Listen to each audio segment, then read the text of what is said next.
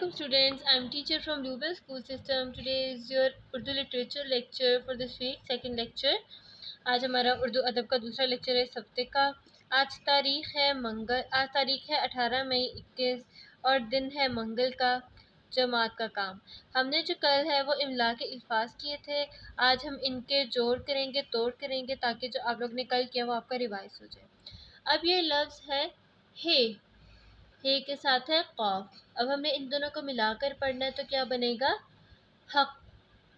हक मैं आपको एक दफ़ा लिख कर दिखा देती हूँ कि पहले आप लोगों ने हे की आधी शक्ल लिखनी है, उसके बाद आप लोगों ने कौफ पूरा लिखना है। तो ये क्या बन जाएगा? हक। दूसरा लफ्ज़ है वाओ और हे। अगर हम इसको मिलाकर पढ़ें तो ये क्या बनेगा? वो। तीसरा लफ्ज़ है नून अलिफ मीम। तो ये क्या बनेगा? नाम। ये आप लोगों ने खुद करना है। सेकंड क्वेश्चन है दुरुस्त लफ्ज़ के गिर्द दायरा बनाएं। हमने देखना है कि इसमें कौन सा लफ्ज़ जो है वो सही लिखा हुआ है, हमने उसको सर्कल करना है। पहला लफ्ज़ है हक।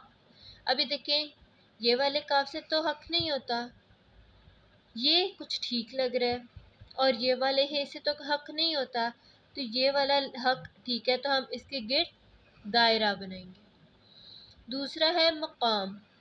मीम नुक्तों वाला काफ, अलिफ और मीम होता है मकाम, इससे मुकाम नहीं होता। ये भी लफ्ज़ गलत लिखे हुए, ये दोनों गलत लिखे हुए। दुरुस्त लफ्ज़ ये है।